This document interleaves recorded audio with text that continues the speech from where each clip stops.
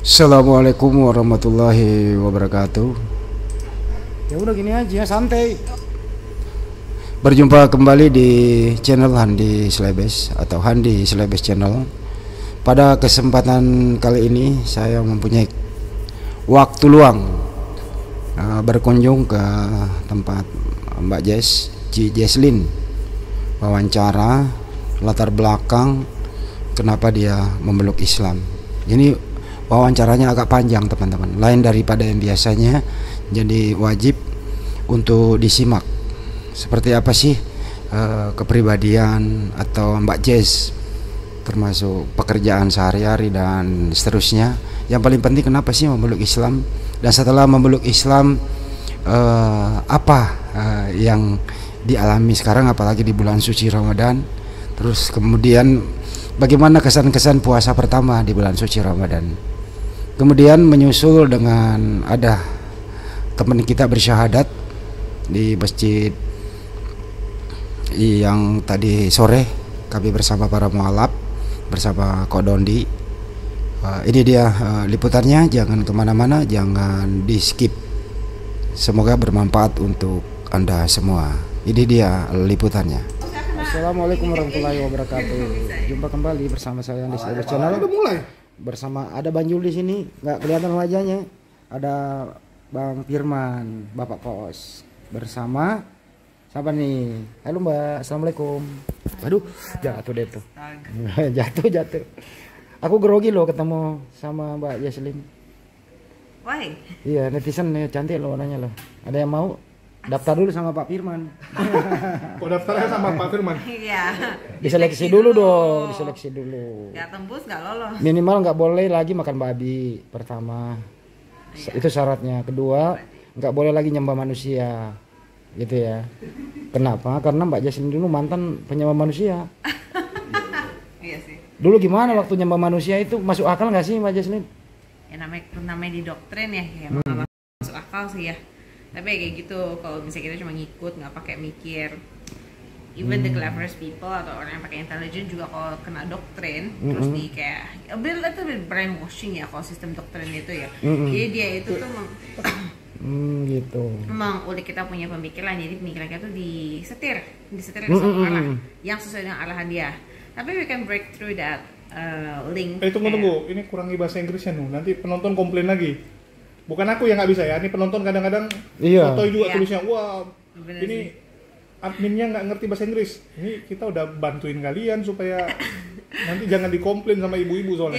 Jadi kalau misalnya link dari brainwashing itu bisa diputuskan gitu loh sistemnya. Kalau misalnya pertama kita harus punya rasa keingintahuan tinggi ya.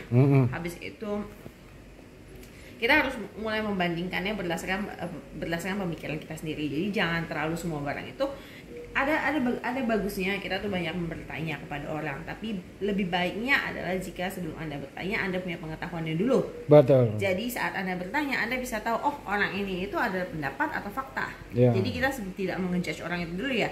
Tapi kan masing-masing orang punya doktrin dan pembawaannya masing-masing atau motifnya masing-masing. Nah seperti itu baru kita bisa membreakthrough dari doktrin.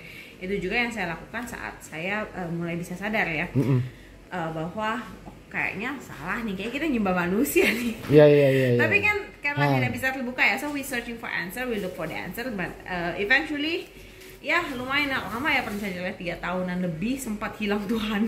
Oke, udah 3 tahun. 3 tahun ateis. 3 tahun tuh ateis itu. Nggak bisa, kalau nggak ateis sih bisa gila rasanya. Iya benar. Kenapa bisa gila, kan doktrin dari kecil tuh. Doktrin dari kecil, tapi kan ketika saat kita akhir balik kan kita mulai memikirkan ya. Pas akhir balik kita mulai memikirkan, tapi kan apa ya, the power to rebel atau misalnya the power to against tentang sebuah ajaran yang nyata-nyatanya tuh banyak kontradiksi itu susah. Karena dalam posisi kita still too young, masih terlalu labil. Itu doktrin sebenarnya itu kena di hati, kena di akal, apa masuk begitu aja doktrin seperti itu? Kalau misalnya ini itu kita manusia terus ini tuh box. Nah, itu tuh box itu. Jadi nggak literally kena di akal kamu banget, enggak juga. Gitu. Kena di hati, kalau jujur for me ya, I'm a little bit heartless ya. Oke. Maksudnya saya tuh nggak terlalu pakai perasaan atau emosi sensitif, so I don't really care. I don't care. I don't care. really care kayak people say emotions or something. Emotions have to be factual and harus selaras dengan fakta dan dengan logika. Barulah itu bisa menjadi emosi, dan emosi itulah baru yang valid. Karena every time kalau human kita pakai emosi itu tuh we lose gitu loh. Sejak kapan ada perasaan kok saya punya religi atau akidah saya kok, kepercayaan saya kok nggak logis, nggak masuk akal? Sejak kapan ya itu ya? Sejak around 18 ini gua ngerekam 19 itu yang paling parah. 18 itu karena saya sudah mulai banyak nih perbandingan teori-teori gereja saya udah dapatkan. Kalau sebelumnya kan susah karena dia tidak ada melihat outside world kan. Dia cuma ada mungkin satu gereja. Nah, saat saya udah melihat teori-teori, kok teori-teori di gereja-gereja, pertama yang paling aneh adalah kenapa teori semua gereja kan kita sama-sama Kristen ya, tapi kok beda? Itu. Bermula dari itu. Kenapa beda? Nah, itu kan sudah mulai kayak bibit ya. Bibitnya kenapa beda? Nah, kalau beda berarti kita dalami dong. Kita lihat perbedaannya apa yang menyebabkan perbedaannya. Padahal Alkitabnya sama, pengajarnya sama. Contoh perbedaannya? Misalnya contoh perbedaannya, kita pakai konsep yang paling gampang lah, perpuluhan. Oh gitu. Iya. Ada beberapa gereja yang menyatakan perpuluhan itu mutlak harus 10% dari kita punya pendapatan yang masuk ke kita setiap bulannya. Betul? Ada juga yang enggak. Ada juga yang menyatakan perpuluhan itu mutlak dan sah ketika kita ikhlas memberikannya dengan benar-benar sepenuh hati. Jadi mungkin itu bukan 10%-nya. Tapi saat kita berikan itu tidak ada rasa beban di hati kita untuk memberi. Karena memang kita yang memberi untuk Tuhan. Nah, jadi itu ada seperbedaan. Nah, kadang perbedaannya besar ya.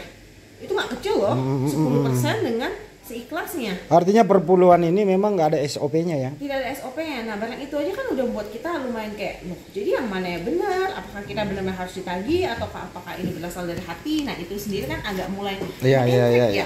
Yang mana yang benar? Lebih ke tepat itu. Kita nggak mengatakan kayak dua-dua salah atau gimana sih, karena tidak ada validitasnya pembuktian. Nah, dari teori-teori kecil begitulah contohnya. Di samping perpuluhan, konsep ketuhanan juga. Juga ada konsep ketuhanan. Misalnya ada gereja-gereja yang sangat mempercayai Tuhan Yesus Kristus, bahwa Yesus tuh benar-benar satu-satunya Tuhan. Tapi ada juga yang mempercayai bahwa Allah Bapa, baru Putra, baru Roh Kudus. Putra dan Roh Kudusnya seimbang gitu loh. Jadi kalau kita harus ingin mempercayai Tuhan Yesus Kristus, kita harus juga mempercayai Roh Kudus dan Yesusnya gitu, sebagai anak Allah. Nah, dari ketuhanan itu aja udah mulai beda-beda. Jadi banyak konsep-konsep yang dari dasarnya itu tidak sekali kita pakai logika, wow gitu ya. Enggak wow sih, beda ya. Wow itu keren itu, itu kayak yakin lu. Wow-nya tapi yakin lu begitu ya. Yakin, ya. Sedangkan ya dari situ bibit-bibit yang munculnya barulah saya mencari sendiri. Ya kita mencari sendiri yang paling gampangnya adalah we read gitu loh. We read our Bible and then we read our literature, kayak harusnya tuh kayak akidah dasar Kristen tuh seperti apa. Nah, itu yang harusnya kita pelajari. Oke, jadi konsep ketuhanan memang mereka berbeda. Ada Trinitas, ada Unitarian. Unitarian pernah tahu? Unitarian itu tidak percaya Yesus Tuhan, tapi Yesus itu utusan, Yesus itu ciptaan. Tapi mereka masih percaya ada penebusan di tiang salib. Betul. Masih ada gereja-gereja. Dulu bagaimana, masuk akal nggak sih anak orang yang tidak bersalah dijadiin tumbal? Saya selalu merasa kasihan, jujur ya. Kalau saya sendirinya saya selalu merasa kasihan karena saya lebih merasa kayak kalau gitu kenapa kita sembah Tuhan? Kalau misalnya kita Tuhan aja kita korbanin gitu loh. Iya, benar. Terus ngapain kita sembah gitu? Itu kan a little bit too cruel ya. For me itu too cruel, kayak menyentuh di hati, yakin loh. Kayak kekejaman sekejam ini something ya gitu ya. Something is wrong about this gitu loh, but we don't know what. Yes. For a long time baru kita memutuskan bahwa gua nggak ngerti-ngerti, nggak bisa nih masuk di akal logika, ya sudahlah lepasin aja dibanding kita pusing dan kita juga nanti misalnya kita terdengar seperti antikris kan. Kalau kita membahas ini dengan pendeta-pendeta, mereka mengecam seperti kamu itu antikris atau kamu itu tuh seperti penyusup ya. Kamu mau coba? Justru yang antikris itu adalah orang yang mengatakan Yesus datang bukan manusia. Yang antikris itu Yesus adalah Tuhan. Makanya kan, tapi kita pembuktiannya berbeda. Ada lu duduknya. Apa sih? Handphone siapa? Handphone gua satu lagi. Enggak, Pak. Tapi itu nggak dipotong loh, ntar kan. Enggak apa-apa. Coba dipikir ya. Ada seorang anak manusia, utusan Tuhan, dilahirkan tanpa ayah biologis gitu ya, dirawat sama ibunya baik-baik, dia orang baik, dia orang soleh kan gitu ya, Yesua Mesias orang soleh, tanpa dosa, suci gitu. Di situ dulu kok Anda percaya banget dia harus dikorbankan di tiang? Saya banget sih. Oh, udah Saya mulai. Percaya banget. Dibilang saya itu cuma I respect my religion. Oh, gitu. Sebatas. Saya respect dan saya tetap respect. Oke, memang pasti harus ada Tuhan. Daripada nggak ada pegangan sama sekali waktu itu ya. Daripada kamu sembah setan, mendingan kamu masih sembah Tuhan kan? Oh, tapi enggak. Lebih baik tidak bertuhan daripada salah Tuhan. Benar. Tapi kalau dulu saya mikir, karena saya juga dulu kayak dalam gereja atau misalnya to my parents lah ya, paling muda dari parentsnya saya. Kalau saya mulai seperti kayak saya mulai mempertanyakan, masa sih keimanan benar-benar seperti itu? Kayak sometimes parents saya kan lumayan fanatik ya. Jadi kadang mereka suka bilang, oh kamu melakukan ini kamu akan menyakiti hati Yesus Kristus. Terus saya tanyain, emangnya kalau orang lain berbuat dosa tidak menyakiti hati Yesus Kristus? Justru yang menyakiti hatinya Kristus itu orang lain yang mengimani bahwa dia mati terkutuk di tiang salib. Iya, tapi habis itu dibilang kita misalnya kita kalau berbuat dosa itu kita menyia-nyiakan pengorbanan Yesus. Saya sampai pernah di dalam sisi kayak gini. Terus kenapa kita masih korbanin Yesus? Gak harus kok Yesus dikorbanin. Nah, habis pasti saya bilang setan kamu. Oh, dibalas kayak gitu. Iya, jadi kayak membuat kita membuahkan konsep bahwa kalau misalnya saya mulai melawan itu ntar saya kayak ada kerasukan setan dong, atau misalnya saya itu seperti sudah tidak mau menyembah Yesus lagi karena saya ada sesuatu. Nah. Oh ini orang ini kalau tidak menuhankan Yesus pasti ada sesuatu nih, something di dalam, kan something in my heart gitu ya. Iya, something in our heart. Sedangkan kan begini ya, Kristen kan katanya ajaran kasih. Ya aku akui ya. Setiap kali we heard it every day. Yes. Tapi kalau setiap kali kalau someone ask about, lu ngerti gak sih bahasa Inggris lu? Opini yang agak berbeda. Kok kalian langsung menghakimi? Sedangkan di perintah kalian sendiri aja dilarang menghakimi berdasarkan hukum Taurat kan. Tapi pendeta dan semua aktivis kalian sangat suka sekali menghakimi hanya dengan satu kalimat. Bahkan kalian nggak membaca. Kalau mau main hakim ya, hakimi Alkitab deh. Itu aja deh tulisannya kenapa bisa berbeda-beda. Padahal jelas kok, jelas kan tulisannya di situ. Misalnya ambil satu contoh ya, Yohanes 17:3 kan. Inilah hidup yang kekal itu bahwa mereka mengenal Engkau satu-satunya Tuhan yang benar, mengenal Yesus yang telah Engkau utus. Nah, Yesus sudah mengklaim dirinya utusan kok dituhankan gitu loh. Something banget kan? Iya, something banget. Itu basic banget loh. Basic aja maksudnya salah itu kan. Nah, itu dia. Ngotot gitu loh. Gak apa-apa salah. Menurut saya gak apa-apa. Gak apa-apa salah. Tapi jangan ngotot. Ya jangan ngotot, cari tahu. Kalau misalnya nggak ketemu, minta tolong orang lain. Mungkin ada experts ya. Kayak saya tuh agak bingung gitu. Di Christian itu kan banyak orang-orang pinter ya, amazing people yang udah profesor segala. Kalian nggak bisa kah collab or something to find out what is the problem with that gitu? Mereka tertutup buat. Nah itu dia gitu. Kan, itu kan permasalahan. Dia nggak open minded. Buat saya tuh muak gitu loh. Kalian mengaku kalian tuh adalah misalnya sorry to say bapak apa gereja. Kalian mengaku kalian adalah ya hamba Allah ya hamba Tuhan. Diurapi Roh Kudus. Diurapi oleh Roh Kudus. Tapi hal tersimpel sekedar dengan belajar aja ya. Kalian tuh resist gitu loh. Yeah. Berarti kalau kalian resist belajar seperti begitu, apalagi domba-domba kalian ya? Gimana domba-domba kalian nggak aneh-aneh kepercayaannya? Kunciannya adalah hidup ini harus dinikmati. Kenapa? Harus dinikmati, tapi harus diusahakan, harus ada usaha di dalamnya. Kenapa? Orang-orang banyak cerdas. Kasih di sini duit 100.000, 50.000, paham dia. Tapi kalau konsep ketuhanan hilang. Faktor apa coba? Ini dikasih daging sapi, daging kambing, tai kebo, pasti ini tai kebo jangan dimakan. Tapi dikasih ini utusan Tuhan, ini Tuhan. Hilang akalnya, digabung antara utusan dan Tuhan. Digabung jadi satu. Aku dan Bapa adalah satu. Nah, kenapa tuh? Kenapa? Doktrin kan? Doktrin dari kecil. Dan hatinya memang udah ditutup. Tugas kita lah buat semua membuka itu. Jangan bosan-bosan, Pak. Nggak boleh kita. Iya, dan emang wajib sebenarnya harus. Wajib. Di dalam Al-Quran juga dijelaskan kan udah uila sabili rabbika bil hikmah. Kita diperintahkan. Dosa jika kita mampu membuka tapi kita tidak melakukannya kepada mereka. Kita umat Islam itu ya ada namanya amar ma'ruf nahi munkar. Kita harus wajib menyampaikan ilmu kita. Manakala nanti kita punya ilmu tidak menyampaikan, nanti kita ditanya, kamu kok pelit waktu hidup? Kenapa nggak bagi gitu loh? Karena ya, nih salah satu hal favorit saya dalam Islam yang benar-benar kayak wow, this is really open my mind adalah ketika jika kita sudah meninggal, di akhirnya kita akan ada penghisapan kan, dimana semuanya akan dibuktikan. Yang bersaksi itu, kalau di Christian itu, yang bersaksi, penyaksiannya itu sangat tidak dijelaskan secara very specifically ya, berdasarkan saya before ya. Cuma dibilang kalau misalnya kamu baik atau tidak. Enggak, ini yang masih sebelum ya penebusan ya. Misalnya kita belum menghitung penebusan Yesusnya. Masih ada pengajaran mengenai kalau kamu berbuat baik, misalnya kayak orang kaya lebih mudah masuk ke dalam lubang jarum, orang miskin lebih mudah masuk ke dalam lubang jarum dibanding orang kaya kan. Hal seperti itu kan. Itu kan biasa ada konsep. Di baliknya kita bisa melihat ada konsep, ada good and bad. Itu mah filsafat. Yang mana? Itu yang filsafat yang kayak begitu. Iya, filsafat kan. Tapi kan nggak jelas kan? Nggak jelas. Nggak pernah ada kejelasan. Soalnya apa yang mesti dilakukan timbangan good and bad kan nggak pernah. Cuma dibilang ditebus dosa. Dan dosanya dosa waris lagi yang ditebus ya. Dari Adam. Iya dari Adam. Itu kan oke lah jauh. Itu teori pengharapan. Ya itu kan jauh sekali dan kayak it doesn't make sense. Caranya nggak dijelasin, cara masuk surganya tuh harus apa, tahapannya. Karena apa. ada kemungkinan juga saat itu mungkin itu juga bukan tidak valid gitu. Hal-hal itu tuh tidak valid. Enggak sih, sebenarnya sesuai dengan yang disampaikan bahwa kamu belum bisa menanggung. Ya, jadi memang belum final pengajaran. Itulah doktrin. Tapi dipaksain. Kalau lagu-lagu di gereja itu memang menyentuh nggak sih?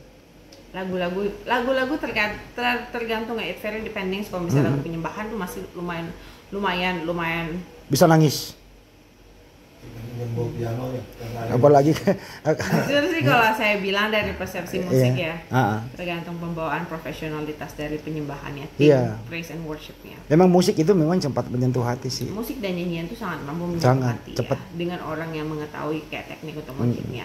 Yang balik lagi yang tadi kalau konsep yang paling menyentuh adalah konsep dimana saat kita di penghisapan yang mengaku itu adalah seluruh anggota tubuh kita, seluruh barang yang kita miliki, semuanya akan mengaku. Jadi tidak ada yang bisa ditutupi dan tidak ada yang bisa dibohongi. Itu tuh klik banget, itu benar klik 100% ke logikanya kita. Lebih mudah menghafal lagu apa menghafal Bible?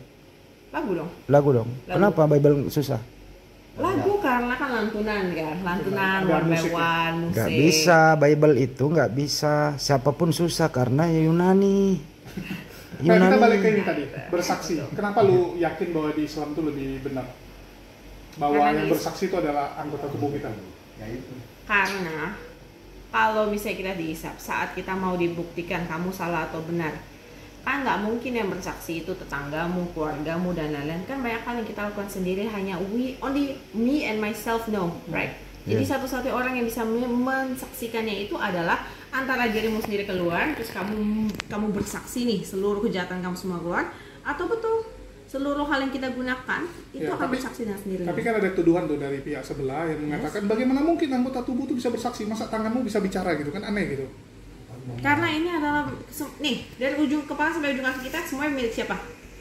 Milik Allah. Ya jadi sebenarnya kalau kita bilang ya, jangankan di akhirat, di dunia aja tangan kita tuh bisa bersaksi. Percaya nggak lo? Gimana? Bisa. Lu melakukan pembunuhan, polisi bisa tahu lu pembunuhnya kenapa? Sidik jari. Jadi ada pembekas-pembekasan itu. Ya, jadi pasti. Itu masih dunia loh padahal. Ya itu masih dunia kan. Jadi pembuktiannya itu sangat clear, sangat jelas. Bagaimana sistematikanya? Ya. Oke. Ini lagi heboh juga nih gereja tempat lu dulu Tiberias ya. Aku kemarin baru nonton karena pendeta apanya baru keluar ya. Yang siapa tuh? Tiberias. Ya, pendeta siapa namanya yang orang Batak itu yang masih muda. Yang dia menikah dengan Amanda CKT ya, lupa gue nama pendetanya, dia viral banget. Dia keluar dari Tiberias, nampaknya join ke gereja lain. Dan aku sempat shock saat apa? Istri dari Yesaya Pariaji. Oh ya. Ibu siapa? Istrinya kan? Gembala sidang sekarang. Oh itu begitu kasih minyak urapan itu semua jemaatnya itu sampai sujud sampai masa untuk nampung minyak yang dia percik-percik itu sampai berebut-rebut itu. Itu menurut lu gimana tuh minyak urapan lu? Ya urapan tuh di honest ya itu hati-hatilah. Hati-hati itu bisa masuk ke dalam pemberhalaan karena later yang dipercaya bukan musyrik. Kalau istilah Islam musyrik ya. Ya jadi yang percaya itu adalah minyak dan ini dan musyrik itu menganggap sesuatu itu punya kekuatan. Dan bahkan setara dengan kekuatan dengan Allah dengan Allah. dengan Allah itu sangat berbahaya, basically guys. Jadi be careful kalau misalnya kita sudah mulai diajarin untuk mempercayai sesuatu lebih dari kita mempercayai Allah. Allah adalah posisi nomor satu, tidak boleh ada hal satupun lain pun dengan alasan apapun ya. Alasan, semua alasan itu namanya ngeles. Ya, namanya ngeles. Jadi tidak ada alasan satupun yang boleh dimana kita mentaruhkan kita punya iman kepercayaan. Karena kita believe in something, we give that things power. Yes. From our beliefnya kita yang menumbuhkan power. Kalau orang bilang, oh nggak mungkin dong, ini kan cuma minyak minyak biasa kan. Tapi lu percaya, lu yakin dengan sepenuh hati lu, lama-lama lu doain, lu yakin lu doa ke Allah. Ya karena percaya. Percaya kan, tapi akan melenceng. Berbahaya. Be careful with that. Halo. Aku jadi batuk sih gua. Jul, gua balik. Nanya lagi apa lagi? Nanya lagi? Iya. Ya, nanya. Jadi gimana rencana Anda, karena Anda kan disebut Felixia wanita, sudah mulai tertekan dengan pernyataan itu? Yes. Apa? Julukan dia. Kalau saya sih aku nggak tertekan ya. Again, by the end of the time, Ko Felixia juga is a very educated person, a very intellectual person, orang yang membahas sebuah pengetahuan dari ujung sampai ujung. Literally dia tuh membuka literasinya. Ya. Udah mau ketemu Felixia belum ada jadwal? Halo, assalamualaikum Ustadz Felix. Ini Jesli nanti mau ketemu Anda. Kapan kita atur ya, Ustadz? Insya Allah ya. Boleh ya? Boleh dong. Kita belum pernah. Habib juga, Habib Bahar. Assalamualaikum Bib. Bisa ketemu nanti kita bawa ke sana ya. Oke. Siap. Gitu. Gak ada tekanan sih so far. So, kenapa nggak gini karena gini ya, kita harus sadari bahwa entah kenapa publik ini melihat seorang Jesli ini sampai wow sekali gitu kan. Ya kita harus jujur bilang, entah kenapa ya mungkin karena banyaknya konten-konten yang ngebahas lu juga gitu, sehingga tiba-tiba nih publisitasnya tuh begitu tinggi gitu. Dan di balik itu semua tentu saja ya itu kan seperti pisau bermata dua ya. Popularitas itu kan pisau bermata dua. Di satu sisi ya oke gitu untuk lu istilahnya itu penyemangat, bentuk kalau orang suka sama lu, respect sama lu. Ada yang you want to kill me lah, gitu. Want to skin me lah juga ada. Di satu sisi lagi tentu saja ini akan mendatangkan juga tekanan bagi lu juga, musuh-musuh bagi lu juga, pengharapan terlalu tinggi bagi lu juga. Salah-salah kalau lu nggak bisa penuhi ini, kadang-kadang kan netizen nih tahu sendiri, apalagi netizen Indonesia kan. Yes. Karena apa nilai jualnya? Karena cerdas. Nggak mungkin orang bodoh itu memualaf. Pasti open minded dia. Nggak tapi mungkin. Kan nggak bisa juga, cuman istilahnya ya karena lu mualaf gitu. Tapi penonton ini kita harus jujur ya, entah kenapa tuh semua orang kayak berharap lebih dari lu, bukan hanya sekedar lu cuma mualaf, tapi ada ekspektasi dari para penonton tuh kayak Jesli ini bisa melakukan sesuatu ya, mungkin bisa menyadarkan banyak orang lah seperti Kodondi gitu kan. Ya tapi beliau ini kan belum bisa terlalu terjun di dunia apologet dulu. Ya, dari lu sendiri melihatnya gimana? Kalau dari saya sendiri sih melihatnya so far I can only share the experience yang selama ini saya sudah experience ya, dan hal-hal yang saya lihat dari sisi pandang mata saya, dari sisi sudutnya saya bisa menjelaskan. Tapi kalau untuk berlebih lagi, untuk saya kupas lebih mendalamnya lagi, kan yang saya sentuh istilahnya saya masih menyentuh kayak ya daun-daunnya lah, itu hanya permukaannya saya sentuh-sentuh saja. Saya mau pelajari tidak? Ya, saya sangat tertarik untuk mempelajari hal ini karena it's one of the biggest mystery, and I think kayak nggak harus semua orang tuh harus tersesat a very long time untuk sadar, dan kalau emang saya mampu untuk mengupasnya ya insya Allah saya usahakan untuk saya belajar so far step by step lah. Itu step by step dulu dari keislamannya, tentang bagaimana proses pembelajaran saya akan bahkan lebih happy kalau misalnya you guys actually learn together with me.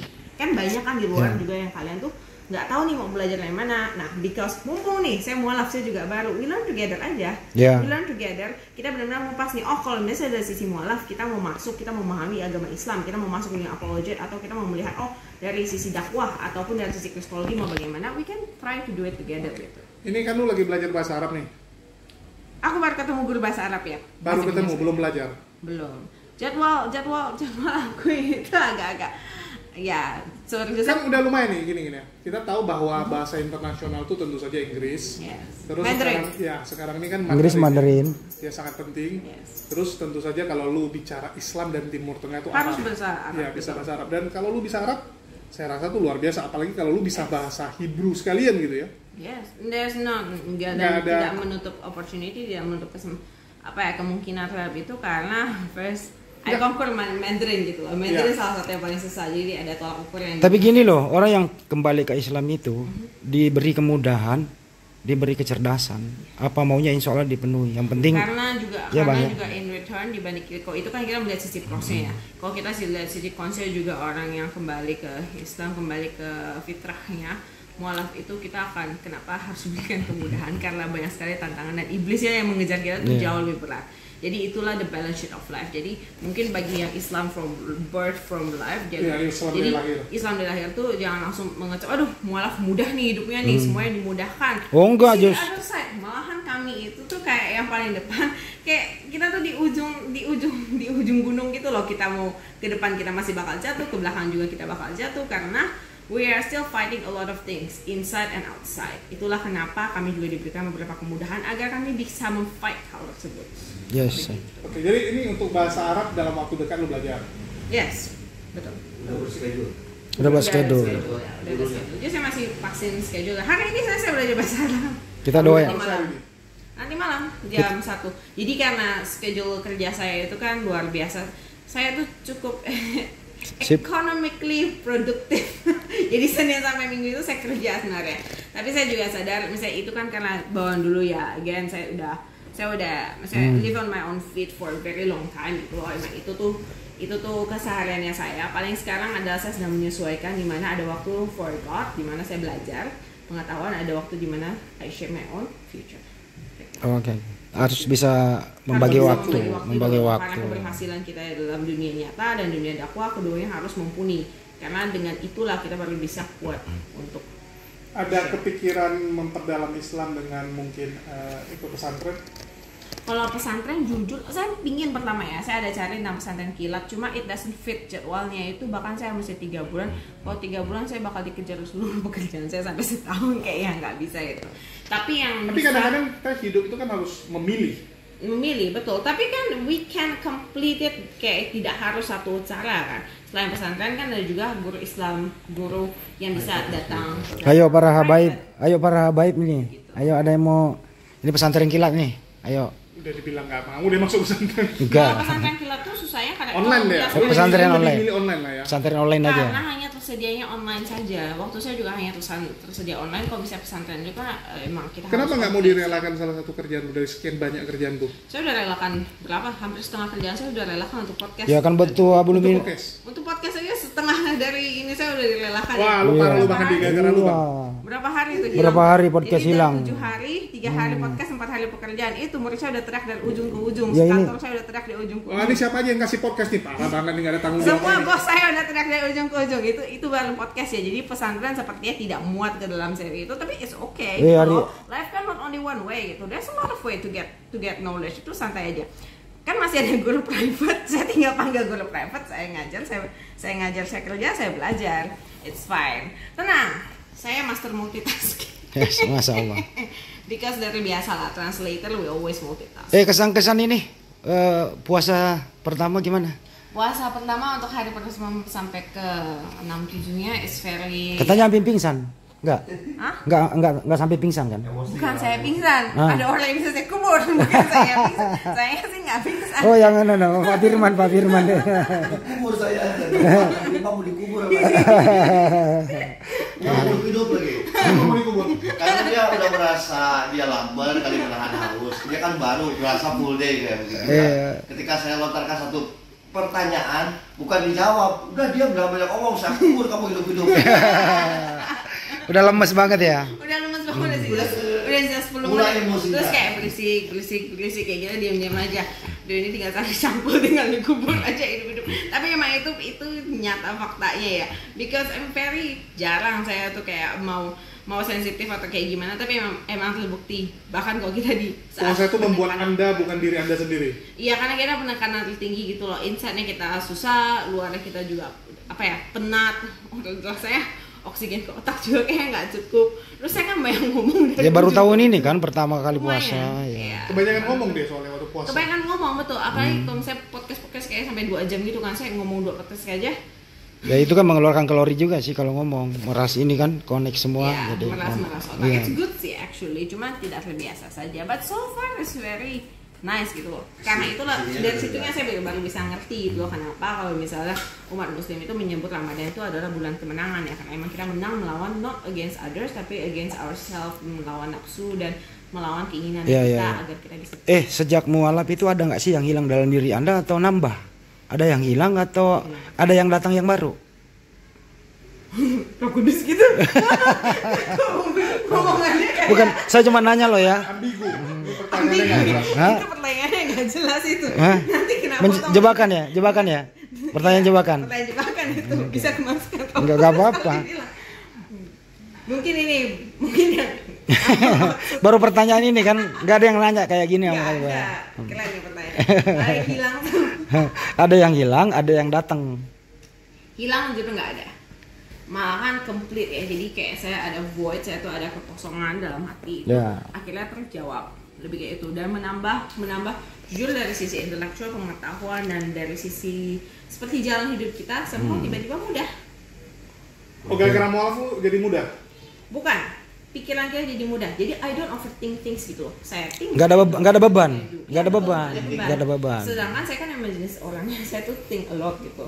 Saya think a lot dulunya adalah semuanya akan jadi overthink. Jadi saya stres sendiri. Tapi sekarang I just think I do dan everything works perfectly karena emang harusnya pemikiran itu dijadikan action. Nah, sekarang saya bisa mulai itu. Ya kan kenapa nggak ada beban? Coba misalnya ada yang nanya, konsep ketuhananmu bagaimana seorang muslim? Gampang kan? Allah. Satu, ada rasulnya, ada kitab sucinya. Tunggu, waktu dia jadi Kristen pun nggak ada yang nanya kecuali kalian. Waktu Kristen konsep bagaimana? Teman-teman Kristennya ada yang nanya gitu. Nggak ada nanya. Oh, nggak dibahas-bahas. Teman Kristen kalau jujur cuma nanya adalah. Iya, dan kamu ketemu muslim di luar sana juga nggak ada yang nanya. Cuman kalian yang suka nanya, Bang Andi. Bukan kami yang suka nanya, karena dia yang memulai, LI ini yang memulai pakai istilah Islam di dalam terjemahannya. Dia pakai kata Allah di sana. Betul. Tapi sampai hari ini saya juga masih kadang saya ke-switch. Saya kan masih tahu Allah kan. Tapi kalau biasa bilang Allah. Itu cuma pengucapan aja. Dialek. Seperti itu bisa terlihat dari Kristen itu mengcopy kan. It's a copy. Ya karena Tuhannya teman-teman Kristen ya, mohon maaf gitu. Dari mana kata Allahnya itu ya, yang mereka bilang Allah itu udah jelas menyerupai dengan Theos, nama orang lu ganti, marah ke Tuhannya. Bahkan salah satu junjungan ini ya pendebat Kristen ya, yaitu CP, Christian Prince yang asli, bukan Christian Prince Indonesia, itu sampai memarahi orang-orang Kristen Indonesia. Kalian bidat. Dia bilang ini orang Kristen Indonesia ini gila, dia bilang. Masa dia menuhankan Tuhannya umat Muslim? Tapi again, karena orang Indonesia itu sangat tidak menyukai literasi. Saat mereka menanyakan pertanyaan, kita jawab dengan literasi, langsung mereka kecam. Itu permasalahan kita. Kita itu semua pengetahuan itu dimasukkan nggak lewat otak, langsung dimasukkan lewat emosi gitu loh. Bukan, karena di kekristenan tuh gini, kita harus akui ya, lu kan pernah di sana. Itu kan lebih mengedepankan perasaan. Yes. Jadi mereka mengatakan. Dimana itu yang mesti kita reshape gitu loh. Jadi lu lahir Kristen, doa Kristen, datang ke gereja, hidup lu bagus, rezeki lu bagus, ya hidup lu tenang, setiap masa lalu diselesaikan sama Tuhan. Kenapa kamu pergi membantahnya lagi gitu kan? Nah, pertanyaannya adalah siapa yang bisa memverifikasi semua yang diucapkan barusan betul? Yakinkah? Nih, orang dari permukaan luar yang bisa ngelihat kita perfect and everything. The only persons yang tahu kita imperfect atau kita something happen cuma ourselves. Ya. Betul. Jadi ada beberapa kayak teman saya ya, dia bilang saya nggak mungkin mengkhianati Tuhan saya yang sudah kasih saya rezeki. Dia bilang, lu tahu sendiri, 8 tahun yang lalu pendapatan saya baru berapa juta. Setelah 8 tahun saya sekarang kaya raya, pendapatan saya sekian.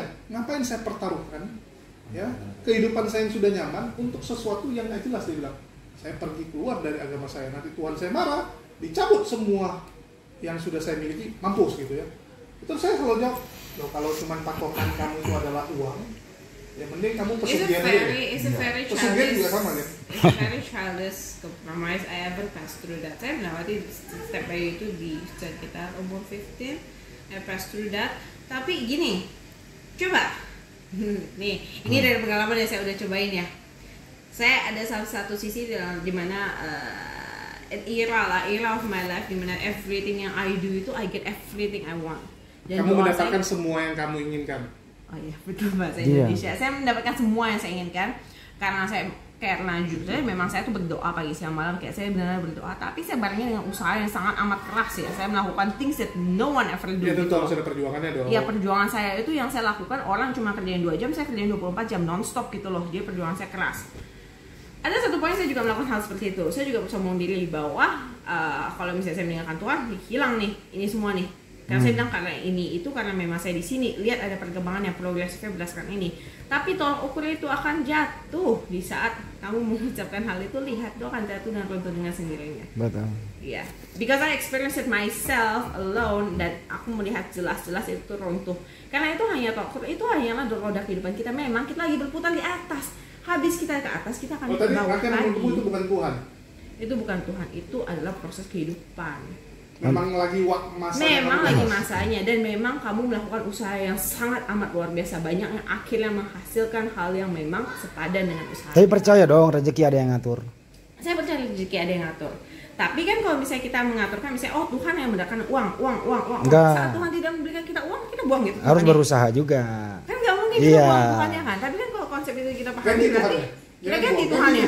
Loh itu kesetiaan macam apa itu ya? Teman Kok saya gitu. hanya berdasarkan.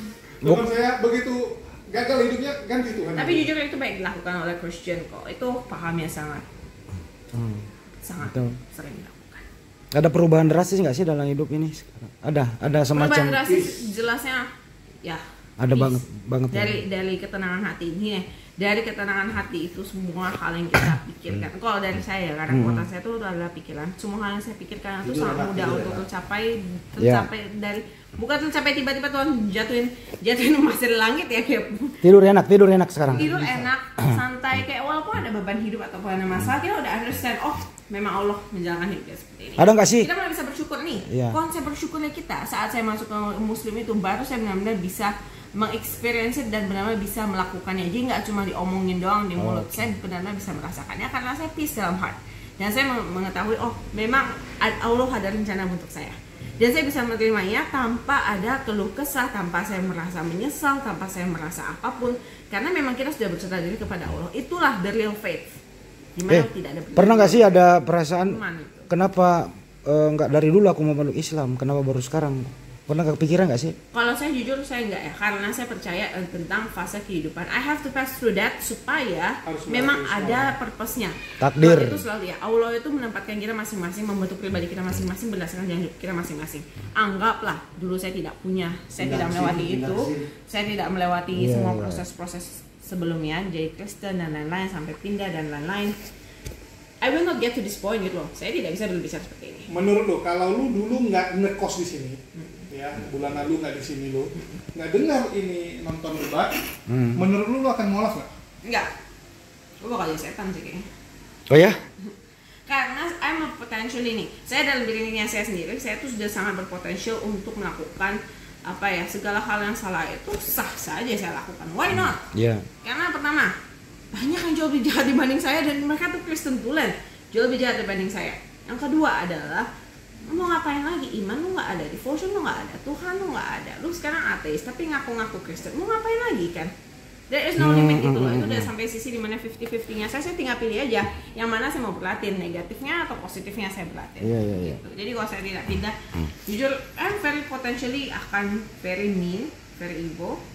Karena memang kodratnya kalau kita sudah kehilangan Tuhan, kita sudah istilahnya mengtuhankan diri kita sendiri ya. Semua itu buat ourselves. Individuality-nya sangat amat tinggi. Udah, nggak bisa. Tunggu lu waktu jadi ateis, lu benar-benar tidak percaya Tuhan, bukan agnostik. Nggak sebelum ateis Kristen dulu kan? Kristen ateis. Kita bertanya dia. Nggak, artinya lu benar-benar ada di satu titik lu benar-benar nggak percaya. Enggak, sama saya Tuhan. nggak percaya dalam konsep Tuhan. Sejak kapan memulai itu? Kok Tuhan yang saya sembah ini kok salah jadi ateis? Sejak kapan itu ya? Kok tahu Pas bahwa akhir. pas akhir? Pas akhir karena pas posisi seperti kayak Natal, pasca hal hari-hari besar, dan yang paling kentara terlihat adalah I refuse to pray whatever the reason. Saya malu loh, coba tanya bapak kesini. Oh, iya. Dulu tetangga kamar saya ada yang Kristen kan, tapi ya hidupnya agak gitu ya, Kristen jalan, dunia malam jalan, dunia gelap jalan, nah, semua jalan Tapi bareng. memang ada beberapa kayak gitu. Jadi Iya. malam minggu, Tapi- hari ini malam minggu karaoke, diskotik, bahkan belum sempat pulang langsung ke gereja, langsung bertobat. Iya. Pakai sendal. Tapi dia makan, dia apapun doa loh, doa Yesus Kristus segala loh. Makan Saya di bersama sebelah dia kita tuh ya. kayak Makan bersama kita. Iya kan nggak enak ya, kan berasa kayak gue setan banget ya. Berasa gue hidupnya masih lumayan baik gitu kan, gue masih lumayan jalan lurus-lurus aja, barang yang benar gue kerja yang benar, yang salah gue berusaha untuk jauhi. Tapi dia makan, gue udah makan yang masih doa Tuhan Yesus Kristus, gue kayak, hah, lu doa? Ngapain lu doa? Kayak bisa dijawab aja hidup lu kayak begitu kan? Nah, saya tuh sampai menolak, bahkan kayak doa makan kan is not hard ya. Kamu tinggal mengucap Itu belum, nggak ada doa makan sebenarnya di Kristen. Itu kan doa kalian mengucap syukur tanpa diajari oleh Yesus. Tidak ada diajari, tapi kan itu kan konsep kebiasaan. Itu kebiasaan, itu hal yang kecil lah, hal kecil dari doa itu kan itu doa paling simpel ya. Kita cuma mengucap syukur dan lakuin aja sih. Kenapa? Tapi itu nggak pernah diajarkan Yesus. Tidak pernah diajarkan Yesus, tapi kan itu berdoa. Nah, saya menolak untuk berdoa. Berdoa sesimpel itu saya tolak. Habis itu I get to some problem in my life yang cukup berat. Saya coba untuk berdoa. Dan dia mencoba berdoa. Saya berdoa sekuat tenaga. Saya marah kayak, ayo gue doa. Gak bisa, nggak ada kepercayaan itu. Iman itu saya runtuh. Saya doa, saya baru mikir, duh hari ini gue mau doa ke siapa? Ke Tuhan, Allah Bapa, Yesus, Roh Kudus, atau tiga-tiganya. Nah udah masuk ke sini, udah nggak usah doa aja deh. Nah ke bagian situ dia udah kebingungan, kepastian di mana hati sudah menolak untuk berdoa, dipaksain juga udah menolak untuk berdoa, tidak ada iman yang tersisa, mau apa lagi? Kepikiran nggak sih kalau Yesus itu juga pernah berdoa? Ya pasti dong, kita tahu, kita kan tahu Yesus berdoa kepada Allah Bapa kan. Itu kenapa saya pas berdoa saya masih mikir, terus saya mau berdoa kepada siapa? Mestinya mikir dong, kok saya berdoa kepada Yesus, Yesus sendiri berdoa. Itu dia, kenapa tuh? Itu dia. Oh itu. Nggak terjawab sejujurnya. Itu di otak saya ada mantu, saya nggak terjawab dan saya nggak mau ambil pusing dia, udah capek gitu loh.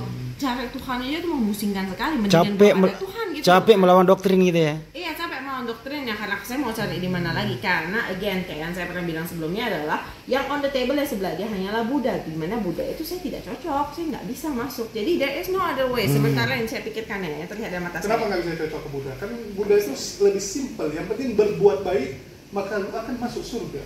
Enggak. Tapi nggak match sama nggak match. Tidak mematch. Nggak match. Jujur saya bilang aja langsung nggak match itu. Jadi ya sudah, saya tidak memilih lagi. Ya udah, agama saya kan udah hilang nih, pilihan kedua. Ya udah langsung aja hilangin Tuhannya, gampang, simple. Kita ulangi deh. Saya tuh suka barang yang simple. Oh iya simple. When things nih bagi saya suatu hal itu antara dicarikan solusi atau dihilangkan masalahnya. Nah, saat itu saya hilangkan masalahnya. Tuhan kan masalahnya, hilang di Tuhan ya. Benar. Nah, itu basicnya di situ. Simple aja simple. sih, saya nggak ribet. Oke, kita mundur dikit dulu kan, Bapak Kos ini Pak Firman. Di situ tempatnya lagi nyantai gitu ya. Nah, di situ tuh. Terus berawal dari situ kan di sini ada HP di sini. Itu terus pertama gimana itu? Dengar HP Pak Firman style apa sih? Saya kebanyakan sih ya tentang api ini. Iya. Di api ini saya selalu ada pokoknya nggak ada Bang Juma lagi di sini, saya ikut di sini. Oh gitu. Kebetulan ada Bang Handi juga. Iya. Bang Jonathan gitu kan. Tadi saya dari mulai keluar basement, pulang kerja itu saya udah langsung setel tuh. Sampai ke rumah itu masih bunyi. Sampai di rumah pun saya nggak matiin itu. Saya geletakin aja. Saya bisa ke restroom dulu. Nah, rupanya Jess ini suruh bolak balik karena kan di sini ada ruangan bersama. Ya. Suka makan di sini, ambil makanan di sini gitu Jess itu kan. Itu HP itu selalu terus saya bunyi. Rupanya tanpa ada saya juga dia dengerin. Cuman waktu itu dengerinnya dia nggak intern. Nah kesininya dia kalau saya pulang kerja justru nggak nyetel, malah dia tanya, kok lu nggak nyetel katanya. Oh iya. Malah dia yang tadi kok setel, udah setel. Karena kan biar kebiasaan ya, itu jadi kebiasaan rasanya enak gitu ya denger ya. Denger aja nggak apa. Angkat radio. Selain kayak anggap radio, anggap Netflix tapi versi debat gitu kan. Kan lucu. Ada yang lucu nggak sih kedengeran? Lucu. Apanya yang lucu? Saya harga diri Oten terkikis sampai habis. Oh my god. Nggak apa-apa. Nah, nggak perlu hati-hati dong. Emang harga Orang Kristen gitu loh, saya singkat namanya jadi Oten ya udahlah ya, agak baik kaum kafir. Nah, kaum kafir juga serba salah sih. Lo tau gak Oten siapa yang buat dulu kan? ini orang pantesan nggak disuka. Oke, kaum kafir deh. Nah, kaum kafir. nggak apa-apa, nggak Kaum masalah. kafir masih lebih oke kan. Ini by the end of the time, teman-teman Kristen ya, kalian juga mesti coba dong Google Translate itu dipakai. Itu loh. Kalau kafir ditranslate dulu, dimasukin. Enggak itu loh, pertanyaan bahas yang basic aja diputar-putar gitu loh. Iya, basics aja kalian nggak mau cari, padahal kan Google itu kan cuma sepantaran satu klik juga bisa. Oh iya, kalau aku yang nanya kan jadi ketawa kan, terhibur kan. Ya, betul. Iya. Aku kejar bikin happy. Oh, siapa Tuhanmu? Berapa Tuhanmu? 1. Siapa namanya? Yesus. Terus bapaknya Yesus bukan Tuhan, Tuhan juga. Nah, ada Tuhan senior, Tuhan junior. Ya, hanya tentang masalah literasi lah. Again, a lot of us tuh masih belajar literasi. Bukan berarti saya orang paling pintar dunia. No, I'm also learning. Tapi itulah kenapa kita semua tuh mesti belajar. Kalau nggak belajar forever and after, betul. Kalian akan terjebak dalam cycles yang seperti itu. Trust it or not, itu akan berefek pada hidup kalian. Hidup kalian sendiri, real life-nya kalian juga tidak akan bisa berpikir barang yang sedikit mendalam. Because you guys never want to be literate tuh.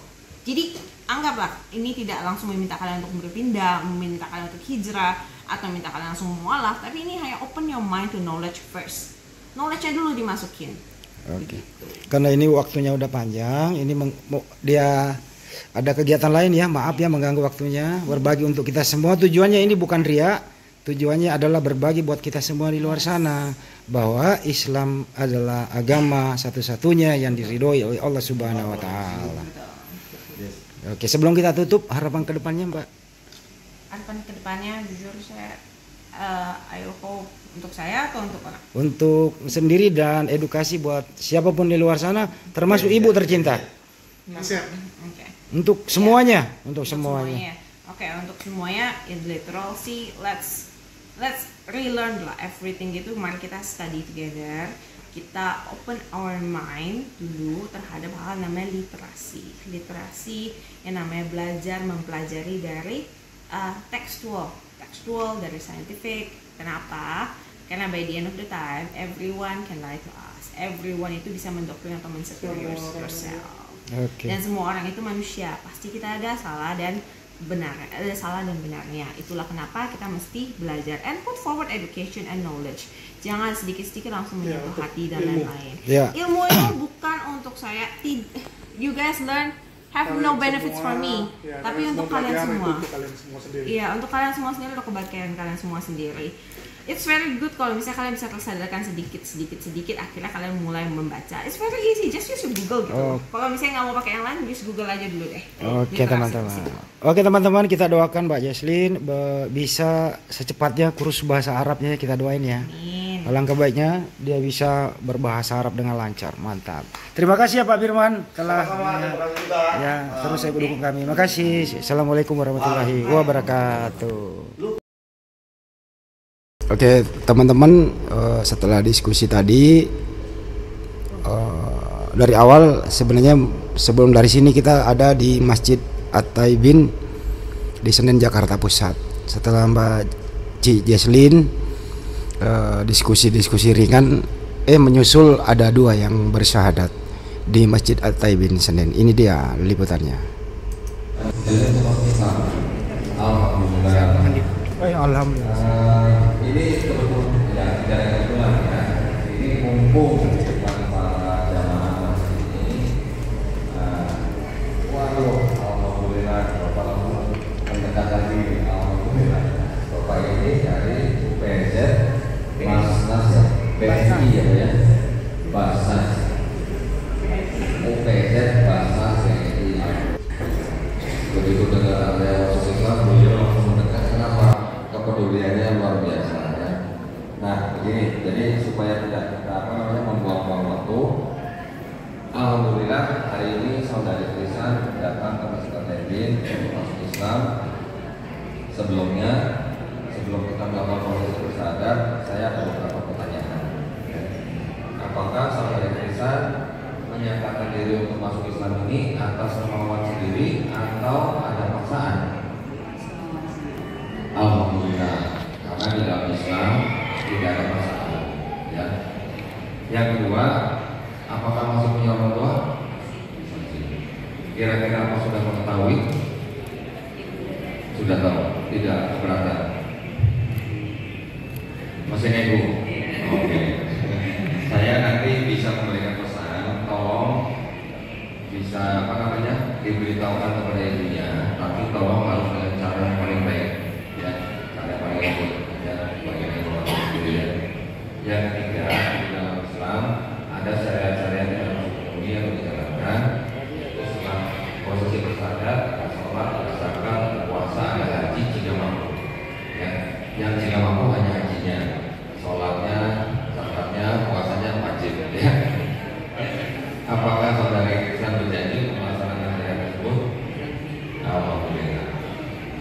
malam dua kalimat syahadat yang akan dibacakan. Sudah ya? Baik, kalau begitu sudah menerima dengan hati yang tulus. Baik, kalau begitu nanti saya akan saja kemudian kita bacakan dalam bahasa Indonesia ya. Bismillahirrahmanirrahim. Asyhadu alla ilaha illallah wa asyhadu anna Muhammadan Rasulullah. Aku bersaksi tiada Tuhan selain Allah, dan aku bersaksi Nabi Muhammad adalah utusan Allah. Alhamdulillah. Takbir. Takbir. Allahu Akbar. Alhamdulillah. Mulai sekarang saudari Tristan sudah sah seorang muslim ya. Mohon kami semua ini didoakan ya nanti ya. Setelah ini mohon kami doakan, karena kami percaya doanya walaupun ini sangat-sangat makbul, menjarab ya. Tetapi kami juga mendoakan saudari Tristan supaya bisa menjalankan Islam dengan iman yang kuat, kesabaran tinggi, dan juga dengan kekuatan. Ya, semoga saudari Tristan istiqomah dan insyaallah usul khotimah. Baik, terima kasih. Selamat sekali lagi. Mungkin buat Bapak dari PNJ silakan Pak kalau mau langsung supaya waktu ya. Ini apa nih? Bang Steny. Ini. Ya. Ini kemana Pak? Jangan, ini yang bapak-bapak ini. Enggak, kalau ini dari sini. Risan. Ini tanda tangan ya Pak. Itu terima mana apa namanya? Oh gitu.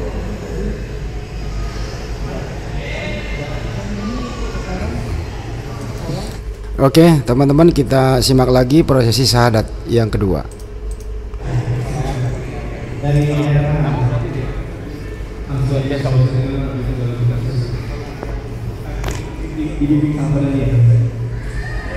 Alhamdulillah. Saudara, seperti Sider Tamuya Tongayo, Sider Tongayo dari Kepulauan Bangkai, Sulawesi Tengah. Alhamdulillah pada hari ini juga ada saudara kita dari agama sebelumnya, Profesor dari Kekeponesan menyatakan dirinya untuk masuk atau memeluk agama Islam. Betul? Alhamdulillah.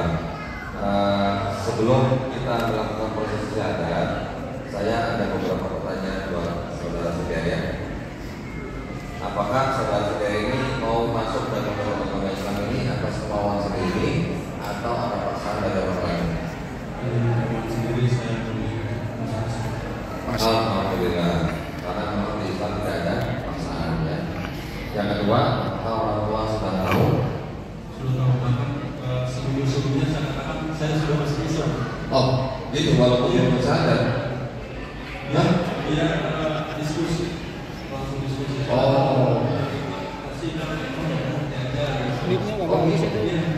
Oh, saya langsung tegas, saya sudah Islam. Habis itu langsung diskusi, ya udah segala pilihan ada konsekuensi. Alhamdulillah, alhamdulillah ya diberikan kemudahan ya. Yang ketiga, Lebih dekat ya. yang ketiga di dalam Islam ada syariat-syariat ya. Yang dari rukun Islam itu yang pertama adalah bersyahadat yang perlu kita lakukan. Yang kedua sholat, yang ketiga zakat, puasa, kemudian haji jika mampu ya. Yang jika mampu wajibnya. Yang sholat, zakat, puasa itu wajib ya. Apakah saudara Sider ini berjanji melaksanakan syariat tersebut? Alhamdulillah. Baik, kalau begitu tidak ada lagi yang menghalangi untuk saudara kita mengucapkan dua kalimat syahadat. Nanti tolong diikuti. Sudah paham dua kalimat syahadat itu artinya? Orang itu sudah paham. Alhamdulillah. Tolong diikuti kata-kata yang saya ucapkan. Nanti kita lanjutkan dengan terjemahan bahasa Indonesia ya. Bismillahirrahmanirrahim. Asyhadu lebih baik kita sambil berjalan. Karena sama laki-laki. Nggak masalah. Ya, jadi saya asyhadu an la ilaha illallah wa asyhadu anna Muhammadan Rasulullah. Aku bersaksi tiada Tuhan selain Allah. Dan aku bersaksi Nabi Muhammad adalah utusan Allah. Allahu Akbar. Allahu Akbar. Allahu Akbar. Allahu Akbar. Allahu Akbar. Allahu Akbar. Masya Allah.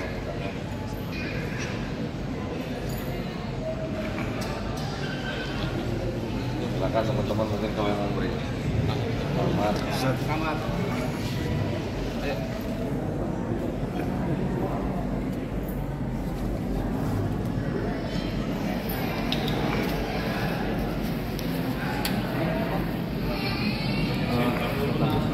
Satagus.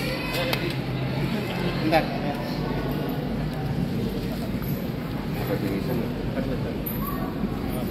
Ada apa? Enggak ada begini Pak. Zakat ada juga.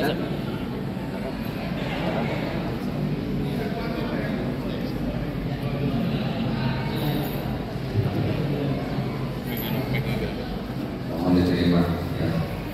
Karena bagaimanapun seorang mualaf adalah salah satu bagian dari 8 kelompok yang termasuk dari baik, silakan kembali ke tempat. Nanti untuk pembinaan kita komunikasi lebih lanjut ya. Baik, terima kasih banyak sekali lagi.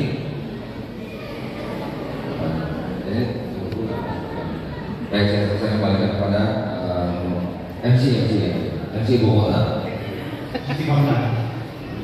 Alhamdulillahirabbil alamin. Ya Allah, 6 orang saudara kita yang baru ya Allah dalam satu hari. Ini Ramadan yang luar biasa buat saya dan rekan-rekan BMJ. Nah, yang dalam lama kita doakan untuk dari saudara kita Ananda Alam yang berasal dari yang mengikuti pendidikan di Rumah Tahfiz Sahabat Quran At-Tauhid.